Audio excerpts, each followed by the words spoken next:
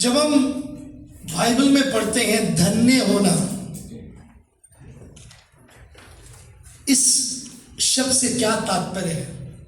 when we say bless the Lord या be blessed और blessed is the one, see ये जो शब्द है अलग अलग तरीके से धन्य होना और धन्य है वो, मतलब हिंदी में एक्चुअली हिंदी भाषा में जो परिभाषित हुआ है वो धन्य बार बार लिखा गया, लेकिन अगर अंग्रेजी भाषा में देखें, भजन संहिता 103 मैं उन आयतों को पढ़वाना चाहता हूँ और प्लीज ध्यान दीजिएगा। भजन संहिता 103 उसकी पहली आयत, हे मेरे मन यहोवा को धन्य कह और जो कुछ मुझ में है वह उसके पवित्र नाम को धन्य कह। ओके, हे मेरे मन यहोवा को धन्य कह। हम यहोवा को कैसे धन्य कह सकते हैं? यहोवा को कैसे ब्लेस कर सकते हैं? Bless the Lord O my soul. ये जो ब्लेस शब्द है, ये मूल भाषा में इसका अर्थ है प्रभु का आदर करना। संक्षिप्त रूप में इसका अर्थ है प्रभु को महिमा देना, उसकी स्तुति करना, उसको धन्य देना का मतलब है उसकी महिमा करना है। ये और कुछ नहीं है कि वो हमें कुछ प्रतिफल दे रहा है, वो हमारे जीवन में कुछ इनाम दे रहा है या हमारे जीवन में कुछ कार्य कर रहा है, ये है मतलब हम उसके लिए कुछ कर रहे हैं, ये नहीं है उसका अर्थ। उसका अर्थ है परमेश्वर का नाम धन्य होने का मतलब परमेश्वर के नाम महिमा पाए, परमेश्वर के नाम स्तुति हो। सो प्रकाशित वाक्य 1:3,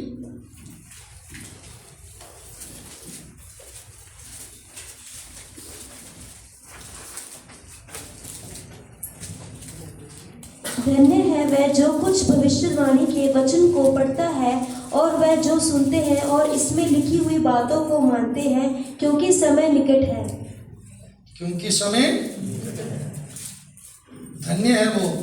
अब ये जो धन्य है इसका मतलब क्या है? इस धन्यता का इसका सेम रेफरेंस अगर मत्ती रचित सुसमाचार 5:3 में देख सकते हैं और इफिसियों की पत्री 1:3 में देख सकते हैं।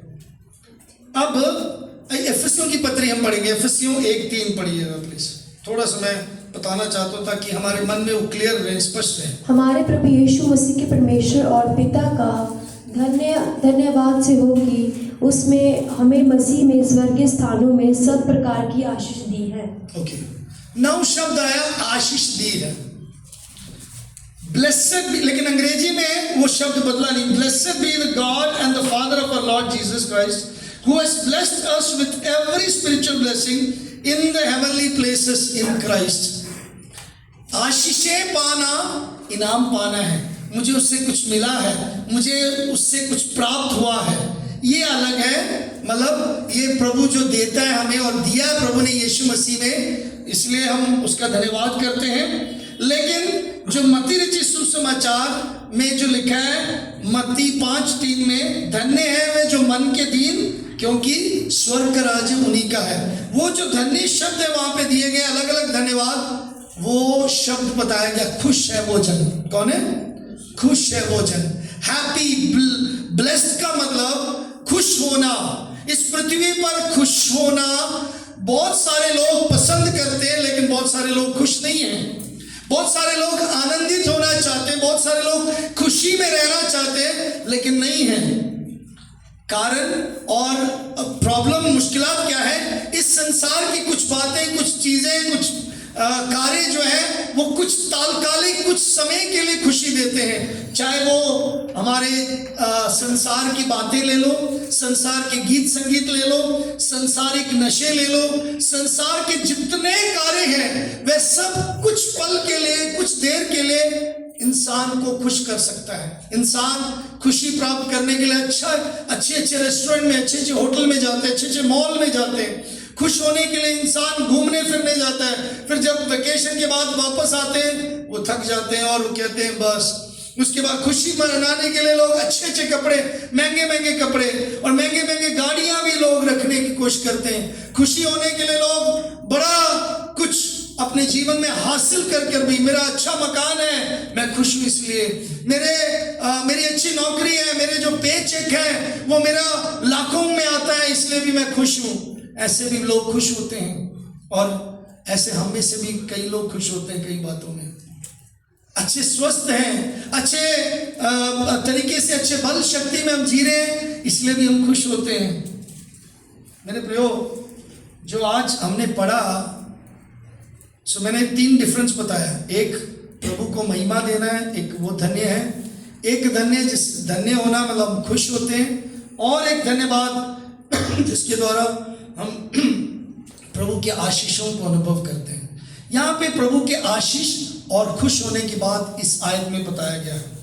अब जब हम इस बात को मनन कर रहे हैं, मैं आपके सन्मुख लेकर आना चाहता हूँ 2-3 बातों को।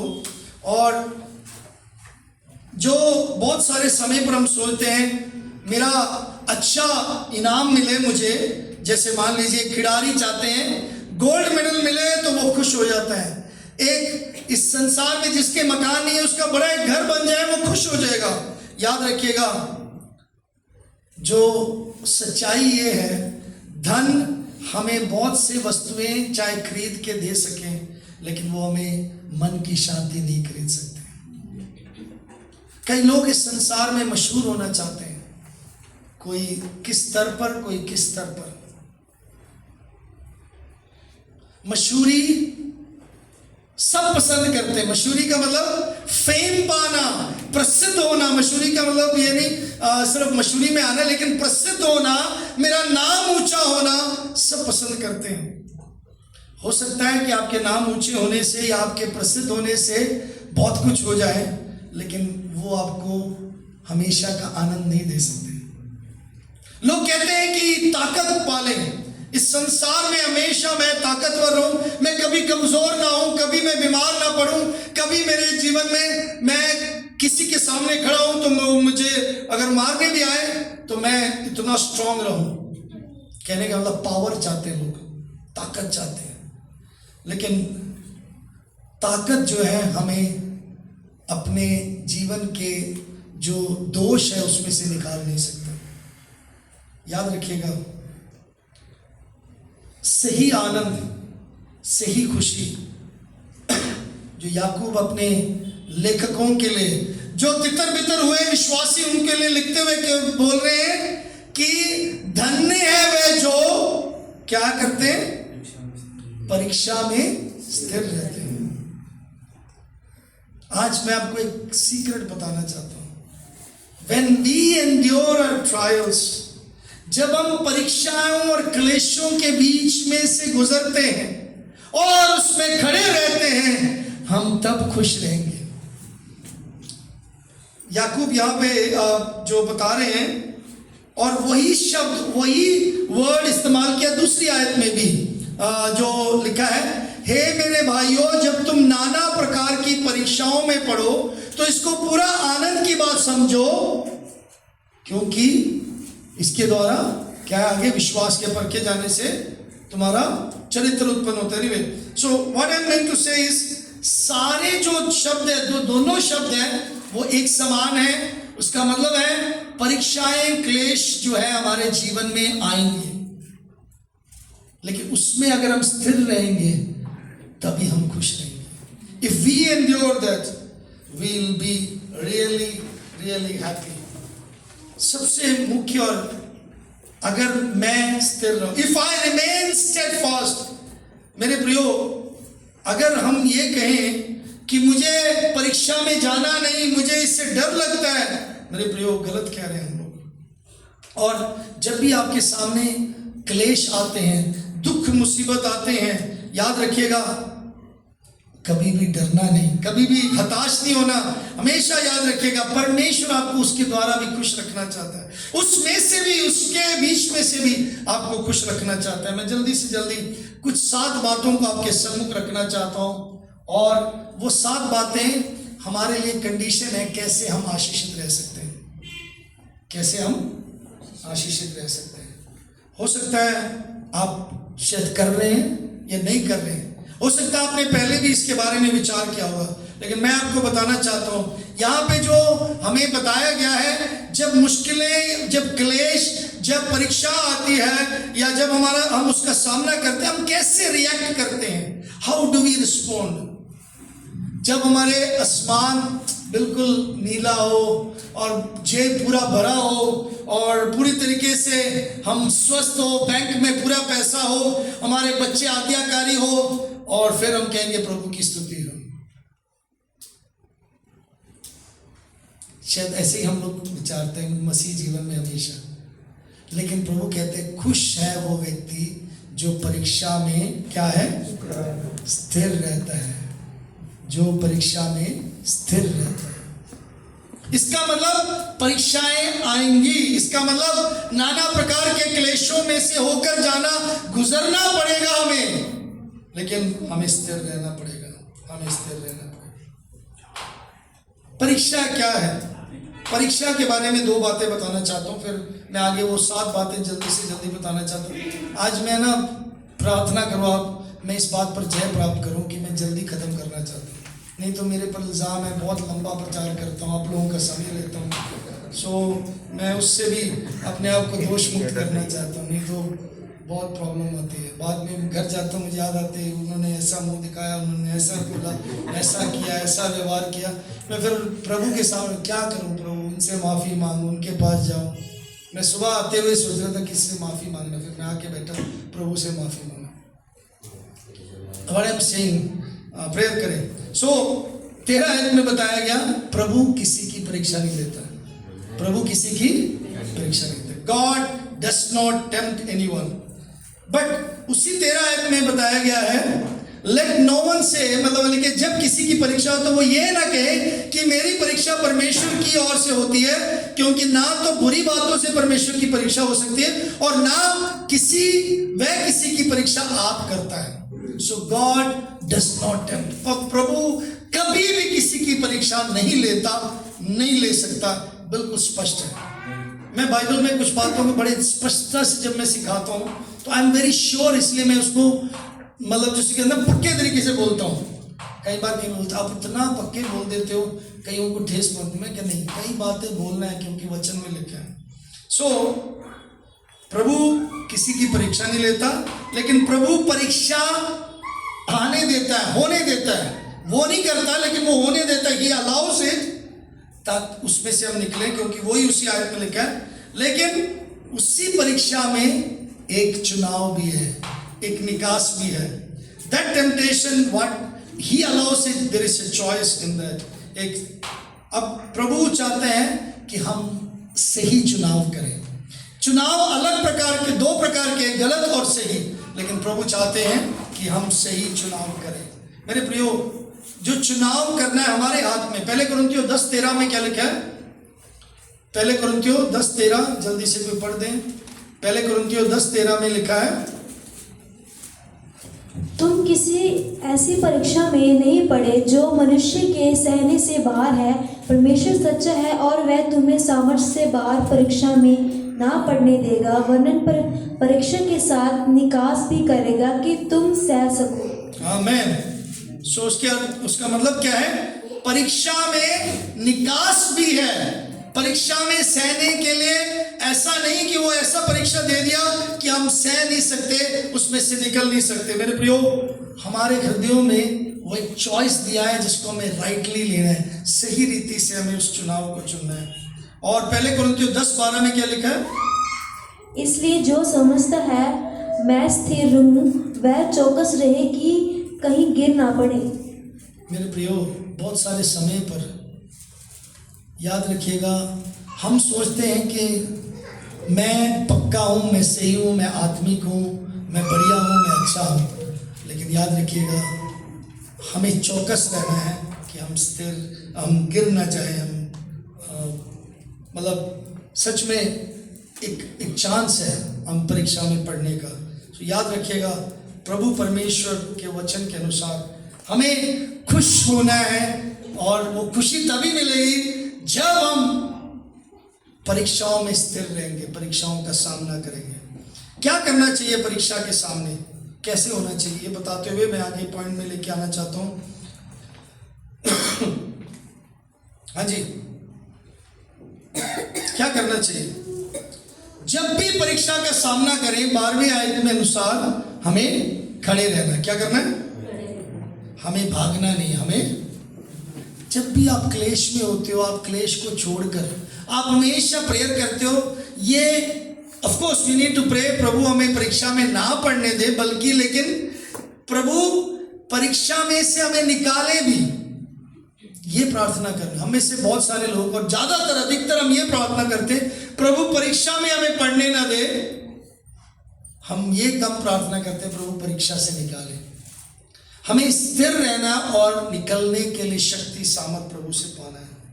याद रखिएगा, दो तरीके से परमेश्वर कार्य करता है। प्रभु निकालता है अपने बच्चों को। पहली बात, वो परीक्षा में हमें पढ़ने नहीं देता। ओके, याद रखिएगा, वो हमें परीक्षा में पढ़ने नहीं देता। दूसरी बात, वो परीक्षा में से हमें निकालता है ताकि हम खरे उतरे। अंडरस्टैंड? सो याद रखिएगा, जब भी आप नाना प्रकार के क्लेशों में पढ़ते हो और आप परीक्षा में पढ़ते हो, उसको क्या करें? आनंद की बात समझे, क्योंकि इससे आपका विश्वास परखा जाता है। Whenever you face difficulties, whenever you face trials, you face temptation, you count it for joy, because that's how your faith is tested. मेरे प्रियो, जब भी कोई टेस्ट में से नहीं निकलता, उसका नहीं पता लगता कि वो कितने सही है। इसलिए प्रभु हमें परीक्षा में कई बार जाने नहीं देता, लेकिन अगर जाने भी दिया तो वो उसमें से भी हमें, उसके द्वारा भी हमें बचाने के लिए वो सक्षम है। आमेन। वो निकालता है, परीक्षा में जाने नहीं देता। दूसरी बात, He delivers us through temptation. वो परीक्षाओं के बीच में से भी हमें छुड़ाता है। ये हमारा परमेश्वर है, उसका वायदा है। मेरे प्रियो, ये उसने हमारे लिए महान कार्य किया है। सो हर एक समय पर याद रखिएगा, हमें परमेश्वर के सामने, वो 12वीं आयत को दोबारा देखेंगे। The blessed is the man who remains steadfast under trial, for when he has stood the test, he will receive the crown of life which God has promised to those who love him. जब वो खड़ा रहेगा, वो जब वो स्थिर रहेगा, इसका मतलब प्रभु से परखा जाना, खड़े रहना अवश्य है। प्रभु परमेश्वर के वचन में याकूब, जो प्रभु के दास, ये नहीं बता रहे कि हमें उससे भागना है या उसको छोड़कर जाना है, उसमें से बचने के लिए ये मार करना। उन्होंने बोला खड़े रहना है। मेरे प्रियो, ये बहुत जरूरी है। जीवन में बहुत से इम्तिहान आते हैं, जीवन में बहुत से इम्तिहान आते हैं। कुछ हम पास कर जाते हैं, कुछ में हम चूक जाते हैं। Some we pass, some we fail. चाहे मैं हूं, चाहे आप हैं मेरे प्रियो। लेकिन याकूब यहाँ पे बताना चाहता है, हमें परमेश्वर अप्रूव करे। हमारे जो परीक्षा है, हमारा जो टेस्टिंग है, वो कौन ले रहा है?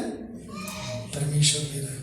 पहले तिमोथियुस के दूसरी पत्री, या सेकंड तिमोथी, दूसरा तिमोथियुस, उसका 2 अध्याय, उसकी 15 आयत। दूसरा तिमोथियुस 2 अध्याय, उसकी 15 आयत। जल्दी से जल्दी पढ़ें। अपने आप को परमेश्वर का ग्रहण योग्य और ऐसा काम करने वाला ठहराने का यत्न कर लो, जो लज्जित होने ना पाए और जो ये सत्य के वचन को ठीक रीति से काम में लाता हो। ओके, यहाँ पे एक फ्रेज है जो अंग्रेजी में लिखा है और जो हिंदी में उसका अनुवाद है, जो एक्चुअली याकूब 1:12 में जिक्र है, अप्रूव्ड बाय गॉड। मैं और आप अगर इम्तिहान में, अपने टेस्ट में हमें खड़े रहना है, तो प्रभु हमें अप्रूव करना चाहिए। परमेश्वर का ग्रहण योग्य दास, परमेश्वर का ग्रहण योग्य दासी, परमेश्वर का ग्रहण योग्य जन होने के लिए क्या है? जो लज्जाता नहीं, उसके लिए क्या करना पड़ेगा? वहां पे क्या लिखा है? वचन को जो ठीक रीति से काम में लाता है। Rightly dividing the word. वचन बहुत हम सुनते हैं, किसी के द्वारा, किसी से सुनते हैं, बट प्रभु के वचन को हम ठीक रीति से काम में लाते हैं। How we divide the word of God? Are we dividing it rightly? क्या हम इसका इस्तेमाल सही रीति से कर रहे हैं?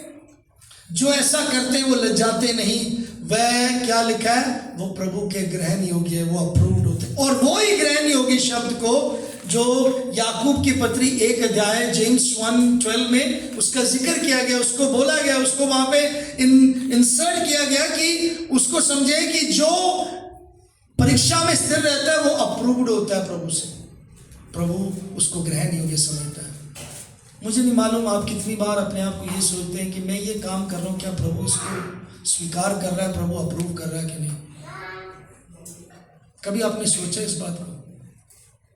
याद रखिएगा, जब भी अप्रूवल परमेश्वर का हो हम खुश रहेंगे, हालेलुया, हम आनंदित रहेंगे। If it is approved by God, will be happy, will be joyful. बहुत से समय पर सेवकाई में जब मैं आगे बढ़ा, मुझे कई एक ऐसी कठिनाई, कई एक बातें आए, अरे ये करना है तो इसके सामने इतना बड़ा पहाड़ है।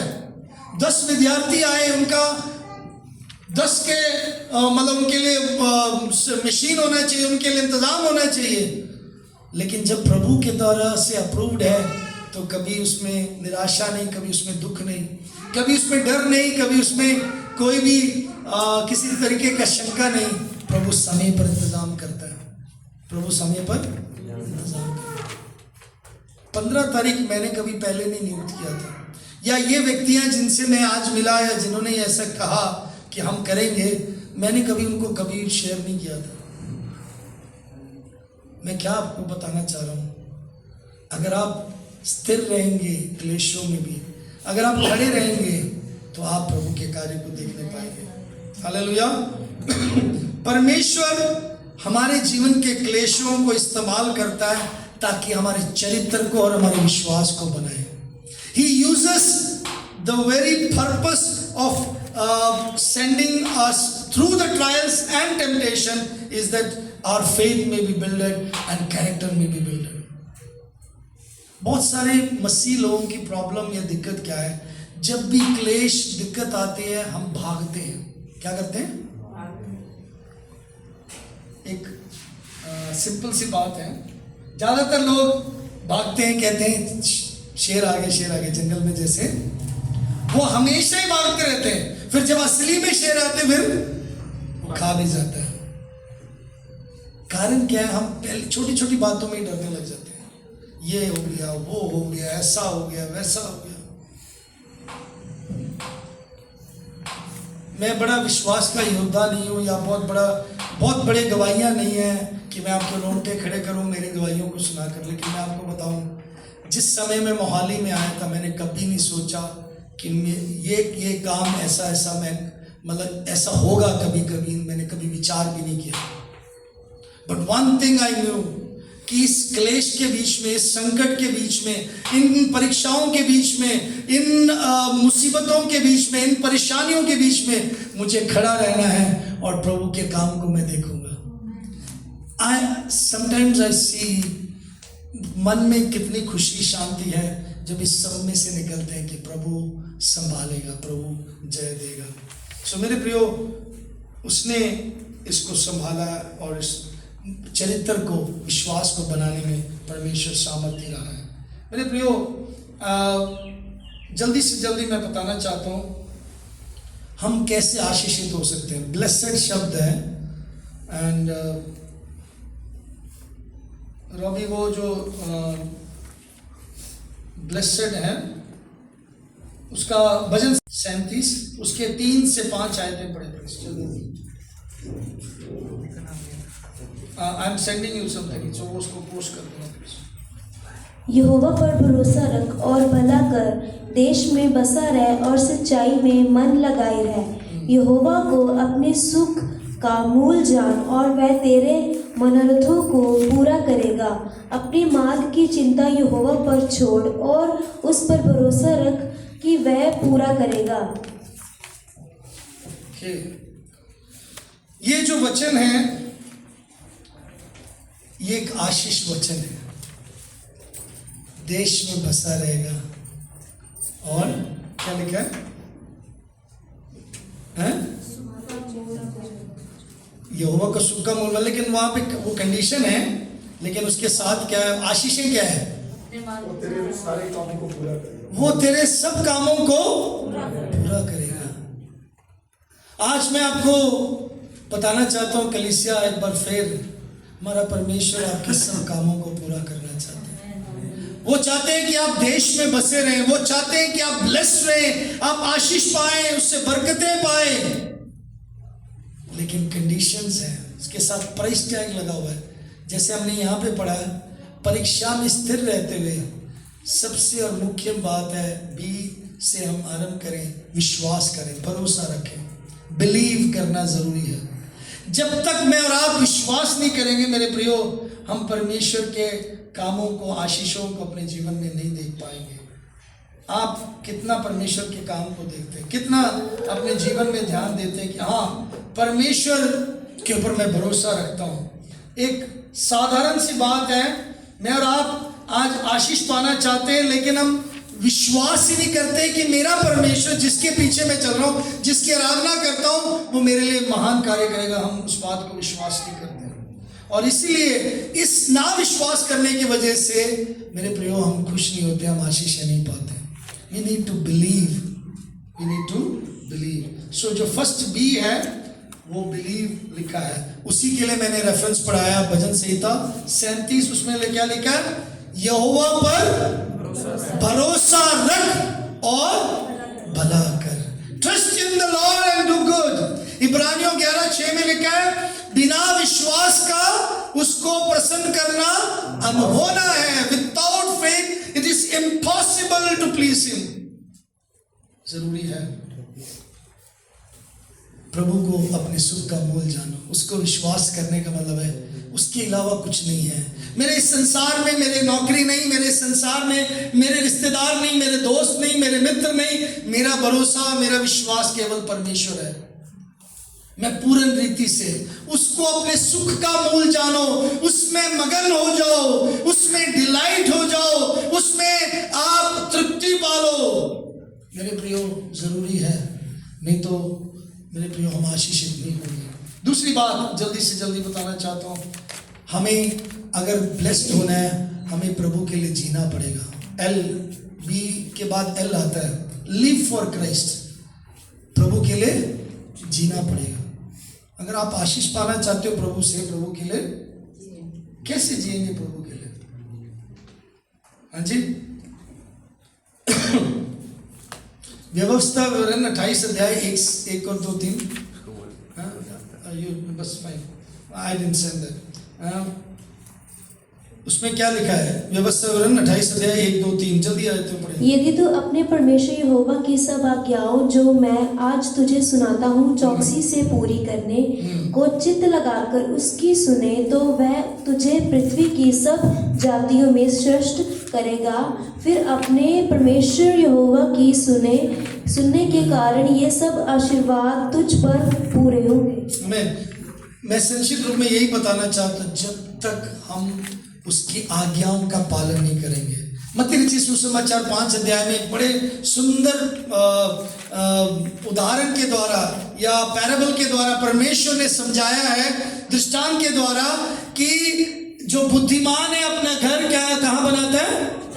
चट्टान पर। क्यों? उसने परमेश्वर के वचन को मानकर अमल किया है, वैसा ही उसका घर टिका रहेगा। जिसका घर टिका रहता है वो कौन है? जो परमेश्वर के वचन को ना सिर्फ पढ़ा है बल्कि उसको मानकर अमल करता है। So if we live in Christ, अगर हम प्रभु में जिंदा रहेंगे, इसका मतलब प्रभु में जीवित रहेंगे, प्रभु की आज्ञाओं को पालन करना है, प्रभु के वचन का पूरा करने वाले होने चाहिए। We need to doers of God's word. बहुत सारे लोग आज सोचते हैं कि मुझे आशीष मिल जाए, लेकिन प्रभु का वचन कहीं भी हो कोई बात नहीं, मुझे बस आशीष मिले। No, if you don't live for Christ, अगर आप प्रभु के लिए जीवित नहीं हो, उसकी आज्ञाओं का पालन नहीं कर रहे, आप आशीषित, आप खुश नहीं रह सकते। आप प्रभु से उसकी बरकतें, उसके जो वो हमें इनाम देना चाहता वो नहीं प्राप्त कर पाएंगे। उसके बाद इसी का 1-2 आयतें हैं, आप पढ़ सकते हैं। याकूब 1:25 लिख लेना, बाद में पढ़ लेना। याकूब 1:25, जो कोई व्यवस्था के अंदर स्थिर रहना चाहता वो सुनकर भूल ना जाए, बल्कि वो पक्के रहें, उसको चौकसी करें पूरा करने। या यहोशू 1:8 में लिखा है, ये व्यवस्था की पुस्तक तेरे चित्त से कभी ना उतरे, दिन रात उस पर मनन करना, और इसमें जो लिखी बातें हैं उसको जब पूर्ण करने में चौकसी करेगा तो तू जो भी करेगा उसमें तुम सफल होंगे। वहां पे क्या लिखा है? एक्चुअली सिर्फ तुम सफल होंगे ऐसे लिखा है? उसमें जो बातें लिखी उसको पूरा करोगे, पूरा करने में चौकसी रखोगे, तब तुम सफल होगे। याद रखना, जब आप कुछ सामान खरीदने जाते हो मॉल में या कुछ लेते हो तो आपको वहां पे एक प्राइस टैग लगा हुआ दिखता है ना, आपको पसंद आया, लेकिन जब तक वो टैग वहां से नहीं पे करोगे आपको वो नहीं मिलेगा। कीमत, ये कंडीशन है, ये शर्त है आशीष पाने के लिए, मतलब इनाम पाने के लिए। कुछ आशीषें उसने दी है, अपने आप दी है, स्वर्गीय आशीषें, उसने आत्मिक आशीषें, सब कुछ प्रभु यीशु मसीह में दे दिया है। यीशु मसीह हमारे पास है, हमें सिर्फ प्राप्त कर रहे हैं, हमें जय दे दिया है, हमें शैतान के ऊपर, हमें शत्रु के ऊपर, हमें कुचलने के लिए, उसके ऊपर प्रबल होने के लिए हमें उसने बल दिया, उसने हमें आशीष दिया, उसने हमें पवित्र आत्मा दिया, हमें सामर्थ्य दिया है। लेकिन जब तक हम उसके लिए नहीं जिएंगे, कैसे हम प्रतिदिन की जिंदगी में उस आशीषों को हम अनुभव करते हुए जाएंगे, उसको क्लेम करते हुए कैसे जाएंगे? उसके आगे ई शब्द है। ई से क्या है, जो मैं पहले भी बोल चुका हूं, ई से अर्नेस्टली सीकिंग गॉड, यत्न से उसको ढूंढना। अगर आप आशीष पाना चाहते हो मेरे प्रियो, दूसरे इतिहास उसका 7 अध्याय 14 आयत सबको परिचित है। दूसरा इतिहास 7 अध्याय 14 आयत में ऐसे लिखा है, यदि मेरे लोग जो मेरे नाम के बुलाए जाते हैं अपने आप को दीन करेंगे, तो मैं दीन कर प्रार्थना करेंगे और फिर मेरे मुख के खोजी होंगे, तो मैं उनके दुष्टता के रास्ते से मुड़कर मैं क्या करूंगा, स्वर्ग से सुनकर उनके पापों को क्षमा करूंगा और उनको उनके भूमि को चंगाई दूंगा, उनके देश को जो कर दूंगा। इसका मतलब यदि वो मेरे खोजी होंगे। मत्ती 6:33 में क्या लिखा है, पहले उसके धर्म और उसके राज्य की खोज करना है। पास्टर जी आशीषें चाहिए, खोज करना मत बताओ। Earnestly seek after God, His righteousness, His kingdom, you will be blessed. आप आशीषित होंगे। Seek Him। मेरे प्रियो, जल्दी से जल्दी जाना पड़ेगा, इसलिए चौथी बात क्या है, ना सिर्फ सीकिंग करना है, ना सिर्फ बल्कि उसके पीछे चलना है, बल्कि उसकी सेवा भी करना है। क्या करना है? एस से क्या होता है, सर्विंग हिम, सेवा। हम सब सेवा करना चाहते हैं, सेवा। मुझे ये सेवा करने वाले हमारे 6 विद्यार्थी हैं, सेवा के लिए तैयार हो रहे हैं, यहाँ सेवा करने के लिए तैयार है। कोई दिल्ली जा रहा है सेवा करने के लिए, और कोई विदेश जाना चाहता है सेवा के लिए। दिल्ली मतलब हमारे, आपकी बात नहीं है, ये भी जा रहा है दिल्ली। तो कैसे सेवा करना चाहिए? भजन संहिता 100 में लिखा है कैसे सेवा करना चाहिए। 100 उसके 1 और 2 आए, व्यवस्था वरन 10 के 12 आए, और कुलुस्सियों 3:17 में लिखा है, कैसे लिखा है, जो भी तुम करो मन से करो, खुशी से करो सेवकाई। मेरे प्रियो, प्रभु यीशु मसीह के नाम को धन्यवाद देते हुए सेवा करो। प्रभु हमसे क्या चाहता है, व्यवस्था वरन 10:12 पढ़ लें प्लीज। अब है इस्राएल में तुम्हारा यहोवा तुमसे क्या चाहता है कि तुम उसका भाई मानो, उसके सारे मार्गों पर चलो, उससे प्रेम करो और उसकी सेवा करो, उसकी सेवा करो। सर्व हिम, सेवा किसी को दिखाने के लिए नहीं, सेवा सिर्फ क्वायर में गीत गाना के लिए नहीं। मुझे बुरा मत मानना, बहुत अच्छा गाते हैं आप लोग, लेकिन सेवकाई प्रभु चाहता है खुशी से हम करें। या सेवा सिर्फ आप जो खाना बांट ले वो, या सेवा सिर्फ सफाई नहीं है, सेवा सिर्फ प्रचार करना, लीडिंग करना नहीं है। सेवकाई प्रभु का भय मानना है। यहाँ पे एक शब्द जो व्यवस्था में हमने पढ़ा है ना, वो कैसे होना चाहिए, प्रभु क्या चाहता है, विथ फियर, है ना। और भजन संहिता 100 में क्या लिखा है, ऊंचे स्वर से उसका जय जयकार करो, सारी पृथ्वी के लोगों उसका जय जयकार करो, उसके सम्मुख उसकी सेवा क्या है, आनंद के साथ करो। Serve the Lord with gladness, come before his presence with singing. और नेक्स्ट बात है, सेवा अकेले नहीं, प्रभु हमसे क्या चाहता है, हम उसके लिए गीत भी गाएं। अब मेरे प्रिय सब लोग, आप लोग आशीषित है क्योंकि आप गीत गाते हैं। आप में से कितने लोग हैं जो, मैंने बोला ना जब मैं शुरू में मैं गीत गाना चाहता हूँ, आपने मुझे अलाउ नहीं किया, लेकिन मैं गीत गाता हूँ।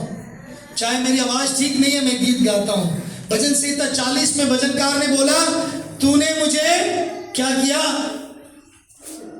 चट्टान पर खड़ा किया और मेरे दिल में एक नया गीत दिया जो मेरे उद्धारकर्ता के लिए है।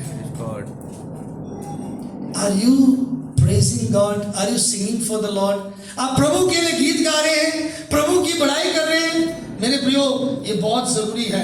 शायद आप बड़े बड़े गायकों की तरह, बड़े वर्शिपर की तरह नहीं गा सकते, लेकिन गीत गाने का मतलब आपके दिल से आप उसकी महिमा, उसकी बड़ाई कर रहे हैं। आप कह रहे हैं प्रभु तू ही योग्य है, तू ही लायक है, आप ही परमेश्वर। इस प्रशंसा महिमा के शय आपको मिलता है।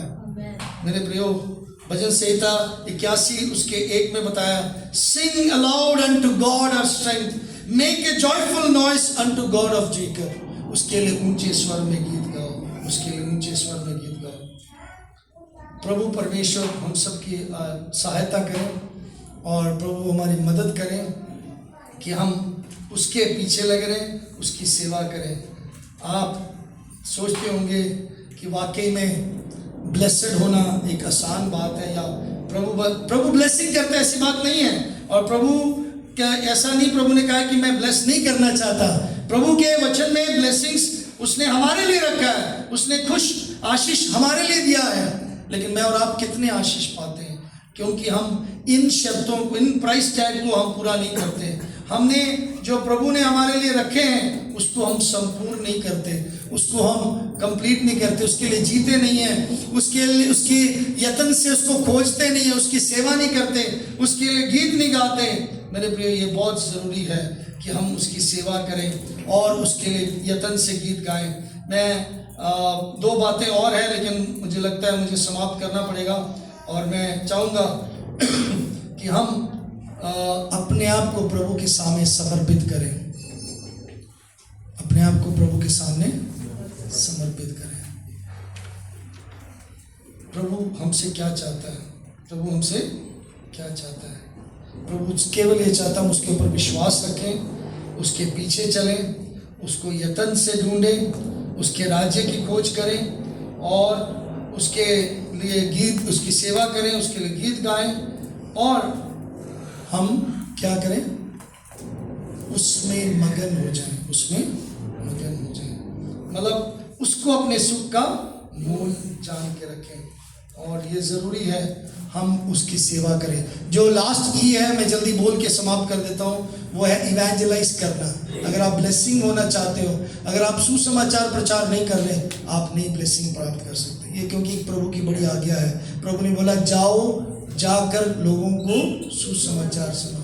इवेंजलिज्म जो बहुत ज़रूरी है, बहुत अवश्य है। आप किस प्रकार सेवा कर रहे हो? मैं कई बार दिन में या 2 दिन में कभी कभी किसी से मिलता हूँ, मैं उनको प्रभु यीशु मसीह के बारे में कुछ ना कुछ बात उनको बताता हूँ। मैं भी प्रभु आपको आशीषित करें, प्रभु आपके जीवन में ये कार्य करें, प्रभु के ऊपर विश्वास रखें। हो सकता है बड़े प्रचार नहीं कर सकते, लेकिन इवेंजलिज्म बहुत ज़रूरी है। प्रभु ने कहा है जाओ सारी पृथ्वी पर उसके चेले बनाओ, क्योंकि भजन संहिता 107 में लिखा, उसके छुड़ाए हुए लोग उसकी प्रशंसा करें। और आखिरी बात, जो 7वीं बात है, अपने आप को प्रभु के लिए समर्पित करो, डेडिकेट करो अपने आप को, डी से डेडिकेट करो। प्रभु हम सबकी सहायता करें, प्रभु हमें आशीषित करें, हम प्रभु के लिए फलदायक हो।